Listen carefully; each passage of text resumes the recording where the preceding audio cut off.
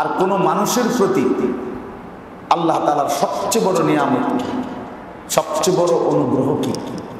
সেটা হলো আল্লাহ তাআলা যাকে ঈমান দান করছে। এটাই হলো কোনো বান্দার, কোনো মানুষের আল্লাহ তাআলার পক্ষ থেকে প্রাপ্ত বড় নিয়ামত, প্রধান নিয়ামত। একজন বড় বুজুর্গ ছিলেন, মুহাদ্দিস ছিলেন, সুফিয়ান ইবনে উয়াইনা রাহমাতুল্লাহি আলাইহি।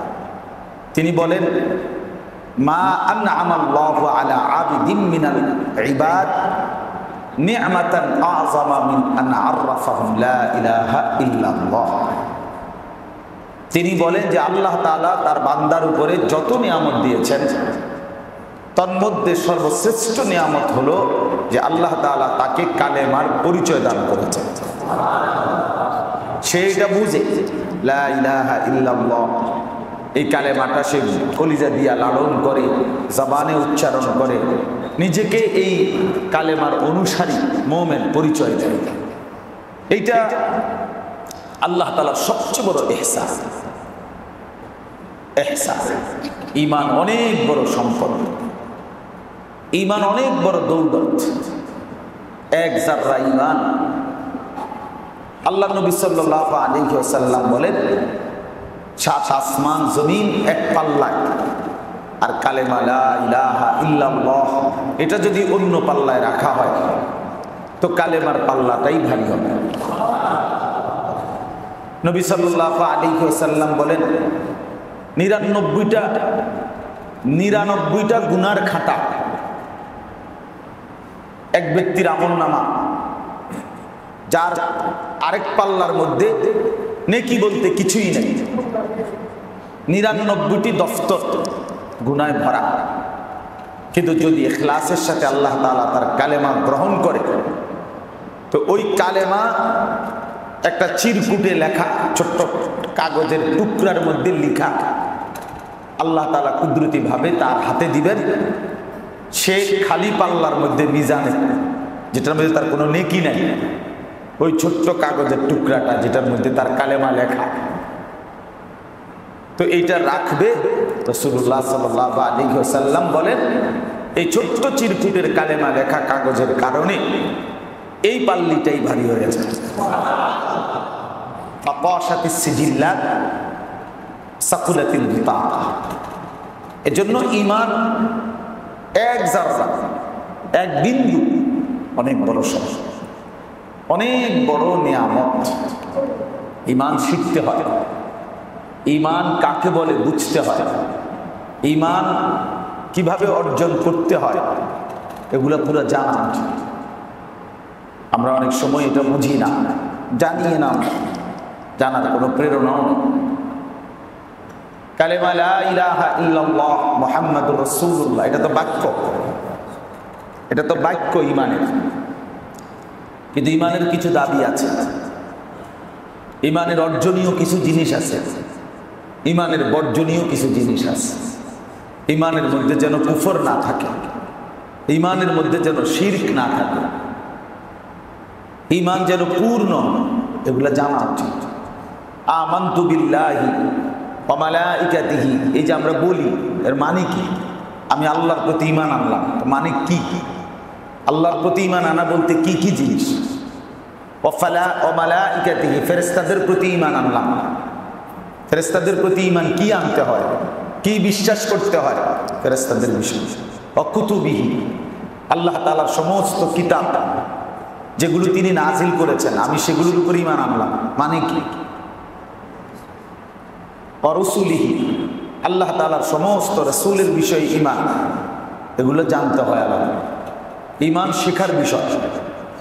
হাদিসের মধ্যে আছে, হযরত জুনদুব ইবনে আব্দুল্লাহ, একজন সাহাবী, জুনদুব ওনার নাম, রাদিয়াল্লাহু তাআলা আনহু, তিনি বলেন, আমরা কিশোর বয়সে, যখন আমরা যুবক হই নাই, 12-14 বছর বয়সেই আমরা নবী সাল্লাল্লাহু আলাইহি সাল্লামের কাছে সঙ্গী হতাম, থাকতাম। আর এই সময় আমরা নবীজির কাছে ফাতাআল্লামনাল ঈমানা ক্বাবলা আন নাতাআল্লামাল কুরআন, কোরআন শিখবার আগে প্রথম আমরা নবীজির কাছে ঈমান শিখলাম, ঈমান শিখলাম। সুম্মা তাআল্লামনাল কোরআন, অতঃপর কোরআন শিখলাম। ফাজদাদনা বিহি ঈমানান। যখন ঈমান শিখে কোরআন পড়তে শুরু করলাম, এবার কোরআনের প্রতি অক্ষর আমাদের ঈমান বাড়াইতে থাকলো। এই জন্য বাপ ঈমান শিখতে হবে। তো আল্লাহ তাআলা আমাদের সবচেয়ে বড় দৌলত যেটা দিয়েছেন এক মানুষের উপরে, সেটা হলো ঈমান। মুমিন বানিয়েছেন, কালেমার নিয়ামত দান করেছেন। এজন্য প্রত্যেকের জানা উচিত কি কারণে কুফর হয়, কি কারণে শিরক হয়। নিজের ঈমান যেন ক্ষতিগ্রস্ত না। এক জাররা ঈমান অনেক দাম, এক বিন্দু ঈমান সরিষার দানা পরিমাণ ঈমান অনেক দাম, অনেক দাম। কিন্তু আপনার একটু অবহেলা অথবা একটু না জানা অথবা একটু অজ্ঞতা, খামখেয়ালির কারণে যদি দুনিয়া থাকতেই ঈমান চলে যায়, না থাকে, তাহলে আপনি তো মনে করছেন নামাজ রোজা পড়ছেন, যাই করছেন, কিন্তু ঈমানের মধ্যে ত্রুটি থাকার কারণে, কুফরি হওয়ার কারণে, শিরক হওয়ার কারণে হাসরের ময়দানে গিয়া বা কবরে গিয়া টের পাবেন আপনার নামে কোনো নেকি জমা হয়েছে। এটা খুব কঠিন বিষয়। কোনো নেকি জমা ওজন আসবে। কোরআনুল কারীমের মধ্যে আছে, সূরা কাহফের মধ্যে আল্লাহ তাআলা বলেন, ফালা নুকিমু লাহুম ইয়াওমাল কিয়ামাতি ওয়াজনা। নাফরমান বেঈমান কিয়ামতের দিন তার আমলনামার মধ্যে কোনো ভালো কাজে কোনো ওজন আসবে না। ভালো কাজ করছে, মানব সেবা করছে, মানুষের কল্যাণ করছে, এগুলো যখন পাল্লার মধ্যে দেওয়া হবে ওজন আসবে না। কারণ ঈমান যে নাই, ঈমান দিচ্ছিল না। এই কারণে আমার প্রথম কথা এটা বুঝাইতে চাইলাম, ঈমান অনেক বড় দৌলত। ঈমান শিখতে হয়। আমরা চেষ্টা করবেন, নিজে ছোট্ট বই আছে ঈমান কাকে বলে, জানা ওলামায়ে কেরামের কাছ থেকে জেনে নেবেন কি কি কারণে কুফরি হয়। যেমন মনে করেন ইসলামের যেই কোনো ছোট বড় কোনো জিনিসকে, যেই জিনিস দ্বারা প্রমাণিত হয় এটা ইসলামের চিহ্ন, ওই রকম কোনো কিছুকে তুচ্ছ তাচ্ছিল্য করা, অবজ্ঞা করা কুফরি। এটা কুফরি। একটা মেসওয়াক, এটা ইসলামের চিহ্ন, মানে এটা প্রমাণ করে যে এটা মুসলমানদের নবীর সুন্নাত। আপনি এটাকে নিয়ে বিদ্রুপ করা, ঠাট্টা করা কুফর, এটা কুফর। এই জন্য মসজিদ, কোন আলেমে দ্বীন, যেমন টুপি, পাঞ্জাবি, দাড়ি, টুপি ইত্যাদি, যে কোনো ছোট্ট বিষয় হোক যেটার দ্বারা প্রমাণিত হয় এটা ইসলামী চিহ্ন, ইসলামের নিদর্শন, এমন যেই কোনো কিছুকে তুচ্ছ তাচ্ছিল্য করা, অবজ্ঞা করা, এটা কুফর, কুফরি হয়। নিজের ইবাদত আমলের মধ্যে সামান্যতম যদি লোক দেখানো মানসিকতা থাকে আমার কিংবা আপনার, সেটা শিরক হয়, শিরক। এই জন্য কুফর এবং শিরক থেকে ঈমানকে বাঁচানো জরুরি। এটা ব্যাপক শোনা দরকার। আমিও চেষ্টা করব ইনশাআল্লাহ ধারাবাহিকভাবে কুফর এবং শিরক কি আপনাদেরকে বলার জন্য ইনশাআল্লাহ। আল্লাহ তাআলা যেন তৌফিক দান করেন। এখন আসেন, ঈমান আল্লাহ যাকে দিলেন, মুমিন বানাইলেন, যে নিজেকে পরিচয় দেয় আমি মুসলমান, আমি মুমিন, তো এই পৃথিবীর সমস্ত নিয়ামত আল্লাহ তাআলা যা আমাদেরকে দিয়েছেন এগুলো কিন্তু আল্লাহ তাআলার কমন নিয়ামত, অর্থাৎ আল্লাহ তাআলা এগুলো ইমানদার নাফরমান উভয়কেই দিয়েছে। এই আসমান, জমিন, চন্দ্র, সূর্য, আলো, বাতাস, এই পৃথিবীর যা, এই সব কিছু আল্লাহ তাআলা অনুগত, অবাধ্য, ইমানদার, নাফরমান, পুণ্যবান, পাপী সবাইকেই আল্লাহ তাআলা অবারিত দিচ্ছেন। এখন যদি আমরা প্রশ্ন করি বা আমরা মনে মনে ভাবি, আমি যে মুমিন, আল্লাহ যে আমার ইমানদার বানাইলো, তো ভাত মাছ চাল ডাল, স্ত্রী সন্তান, সংসার, বাজার, ব্যবসা, কামাই রোজগারি, চন্দ্র সূর্য, আলো বাতাস, রোদ বৃষ্টি, এগুলো তো আল্লাহ তাআলা বেঈমানকেও দিছে, কাফেরকেও দিছে, মুশরিককেও দিছে, এমনকি জন্তু জানোয়ারকেও আল্লাহ তাআলা এগুলো দিছে। তো আমি মুমিন, আমার যে ঈমান দিল আল্লাহ, তা আমারে আলাদা আল্লাহ কি দিলেন? ঈমানের বরকতে কি দিলেন? আমি আলাদা কি পেলাম? আমি যে মুমিন, স্পেশালি কি পেলাম আমি? তো এই কথাটা আল্লাহ তাআলা এই আয়াতের মধ্যে বলছে। এই 164 নম্বর আয়াত সূরা আলে ইমরানের আল্লাহ তাআলা বলেন, লাকাদ মান্নাল্লাহু আলাল মুমিনিন। আল্লাহ তাআলা বলেন, সমস্ত ঈমানদারদের উপরে আল্লাহ তাআলা বিশেষ দয়া করেছেন, একটি বিশেষ নিয়ামত দিয়েছেন। সেটা কি? বিশেষ নিয়ামত কি? আল্লাহ তাআলা বলেন, ইদ বাআসা ফীহিম রাসূলাম মিন আনফুসিহিম। সুবহানাল্লাহ। আল্লাহ তাআলা বলেন, মুমিনদের উপরে, ঈমানদারদের উপরে আল্লাহ তাআলা বিশেষ দয়া করেছেন। সেই দয়াটি হলো, আল্লাহ বলেন, হে আমার মুমিন বান্দারা, তোমাদের প্রতি আমার বিশেষ দয়া হলো আমার কলিজার টুকরা, সবচেয়ে আপন বন্ধু, আমার প্রিয় রাসূল, আমার আখেরি বন্ধু মুহাম্মদ তোমাদেরকে দিয়ে দিলাম। এইটা রাসূল দিলাম, রাসূল আখেরি বন্ধুকে দিলাম, প্রিয়জনকে দিলাম, সবচেয়ে কলিজার টুকরাটা তোমার দিয়ে দিলাম, নবীকে দিলাম, আমার বন্ধুকে দিলাম। এই কথা, ইদ বাআসা ফীহিম রাসূলাম মিন আনফুসিহিম। আল্লাহ তাআলা বলেন, কোন মুমিনের জন্য আমি আল্লাহ তাআলা সবচেয়ে বড় যে অনুগ্রহটি করেছি সেটা হলো আমার রাসূল, আমার বন্ধু, আমি তার জন্য দিয়েছি। আমাদের রাসূল আছে, আমাদের জীবন এলোমেলো না, আমাদের হাসি, আমাদের কান্না, আমাদের রাত, আমাদের দিন, আমাদের সকাল, আমাদের দুপুর, আমাদের ঘর, আমাদের সংসার, আমাদের বাজার, আমাদের ব্যবসা, আমাদের উপার্জন, আমাদের দেশ, সব কিছুতে আমরা মন গড়া চলা, মন মতো চলা, স্বাধীন চলা, ইচ্ছা মতো চলা, এটা মুমিন না। বরং আল্লাহ তাআলা বলেন, তোমাদের পুরা জিন্দেগি সুনিয়ন্ত্রিত ভাবে, সুন্দরভাবে, অত্যন্ত চমৎকার ভাবে পরিচালনার জন্য আমি রাসূলকে দিয়েছি। 23 বছরে আমি কিয়ামত পর্যন্তের জন্য আগত সমস্ত মানুষের জীবন চলার প্রতি সেকেন্ড আমার বন্ধুর মাধ্যমে দেখাই দিচ্ছি। একেবারে নিঃশ্বাস, সব নিঃশ্বাসে নিঃশ্বাস। এটাই হলো মুমিনের উপরে সবচেয়ে বড় নিয়ামত, সবচেয়ে বড় নিয়ামত। এই জন্য আমরা যারা মুসলমান, আমাদের সবচেয়ে বড় তৃপ্তি সেদিন যখন আমরা রাসূলুল্লাহ সাল্লাল্লাহু আলাইহি সাল্লামকে গ্রহণ করলাম। আল্লাহ আমাদেরকে দিলেন, আর আমরা যদি বলতে পারি যে আমরা নিলাম, এমন বন্ধুকে আমরা নিলাম, এমন প্রিয়জনকে আমরা নিলাম, এমন শ্রেষ্ঠতম রাসূল আল্লাহ আপনি আমাদেরকে দিলেন, আমরা তাকে নিলাম। এইটাই হবে তখন সবচেয়ে বড় সৌভাগ্য, সৌভাগ্য।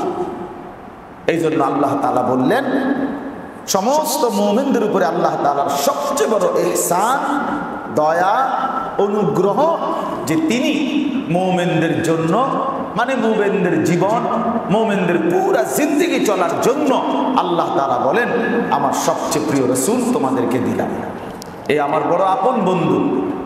আল্লাহ যেন বলছে, শোনো, আমি সেই আদমেরও আগে তাকে বানিয়েছি, আমার কাছেই রাখছিলাম।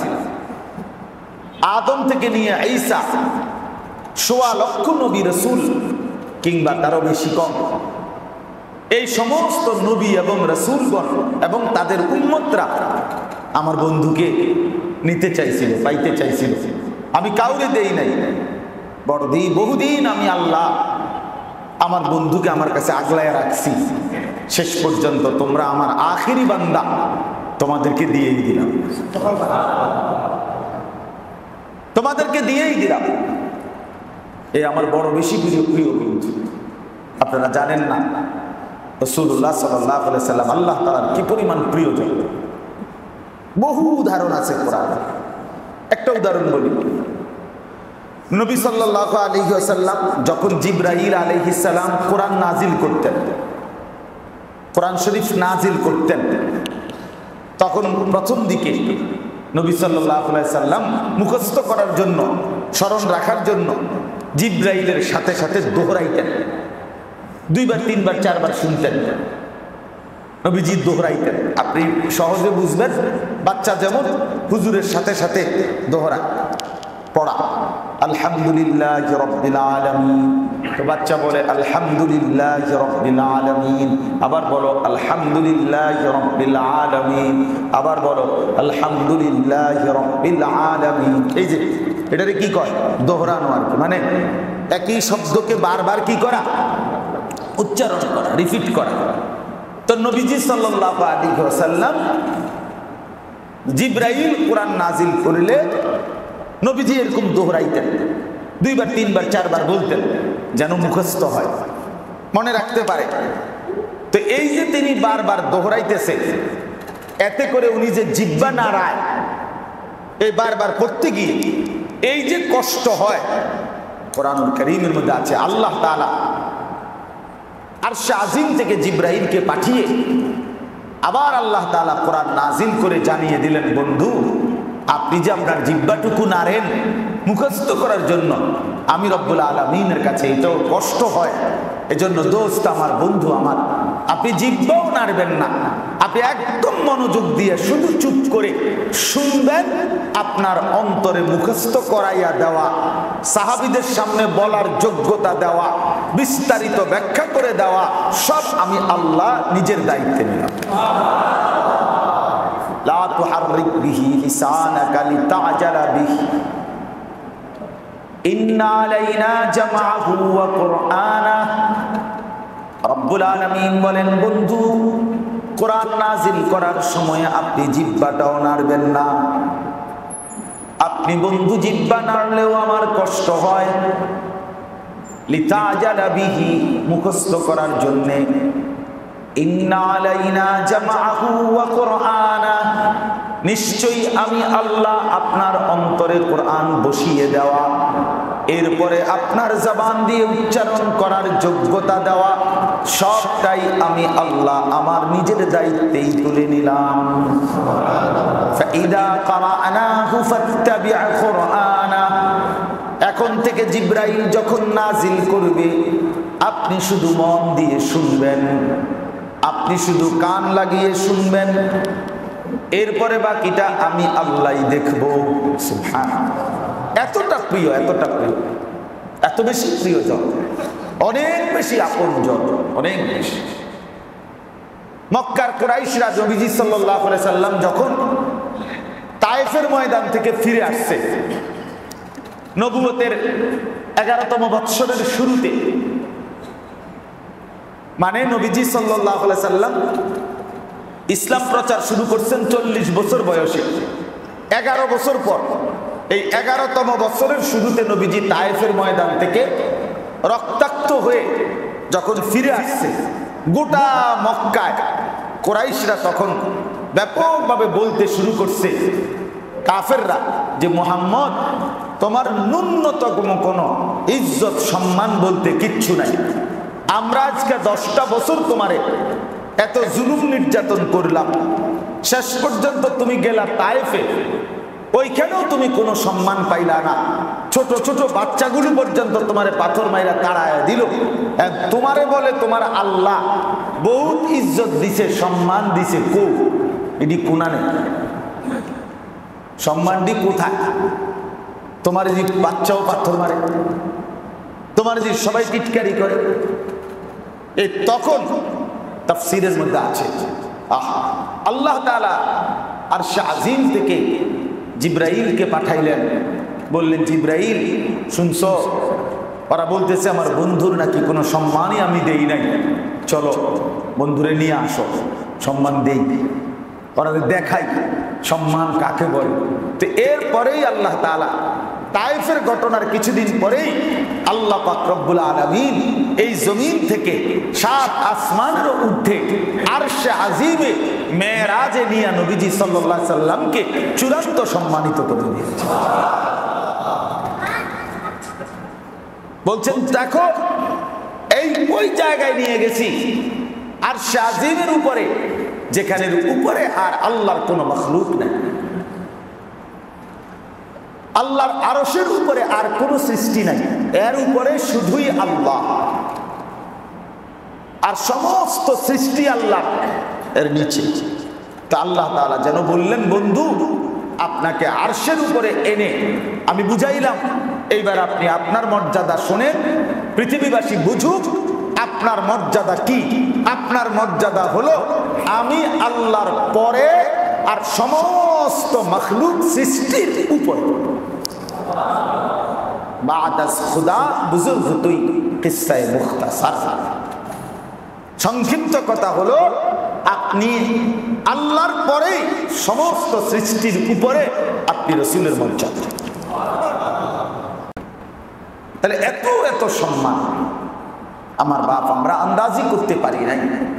আফসোসের বিষয় আমাদের ঘর পরিবার, আমাদের চলাফেরা, আমাদের আচরণ অনুসরণ অনুকরণ, আমাদের জীবন চলার স্টাইল, আমাদের কথাবার্তা, আমাদের ঘরের জীবনের কোনো কিছুতেই আমরা আন্দাজ করি নাই, আমরা মূল্যায়নই করি নাই আসলে আমরা কত বড় রাসূল পেয়েছি। যদি সত্যিকার অর্থে বুঝতাম তাহলে আমরা সুন্নাতকে, নবীজির তরিকাকে, নবীজির জিন্দেগিকে আরো বেশি অনুসরণ করব। বছরের পর বছর যায়, একটা মেসওয়াক করতে একজন মুসলমানের মনে থাকে না।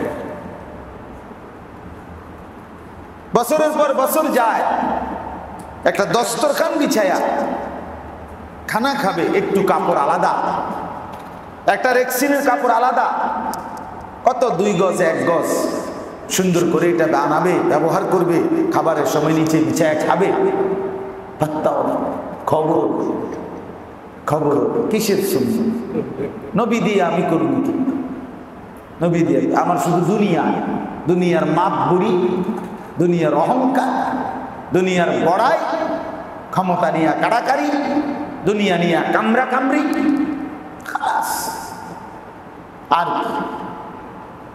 শুধু খানা খাদ্য, ভোগ বিলাসিতা, লোভ লালসা, অবৈধ উপার্জনের নেশা, হারাম আর নাফরমানির এক জিন্দেগি আমরা আমাদের জীবনে অধিকাংশরাই বেছে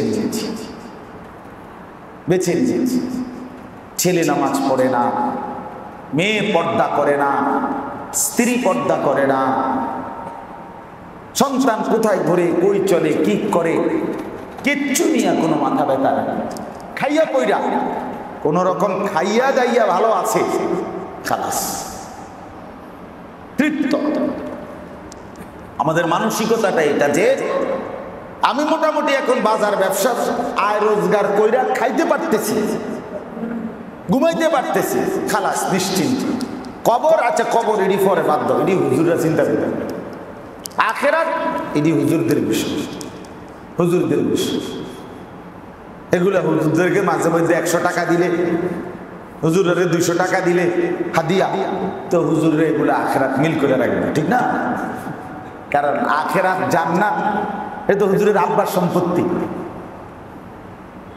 ইমাম সাহেবের বাপের সম্পত্তি। তো হুজুরের টেন্ডার নিয়ে রাখছে জান্নাতের এক সাইডে। কি আশ্চর্য! এই জন্য বাবা আল্লাহ তাআলা বলেন, বান্দা বিশ্বাস করো, মুমিন মুসলমান পরিচয়ধারী তোমরা, তোমাদের উপরে আমার সবচেয়ে বড় ইহসান আমি তোমাদের জন্য আমার রাসূলকে দিলাম।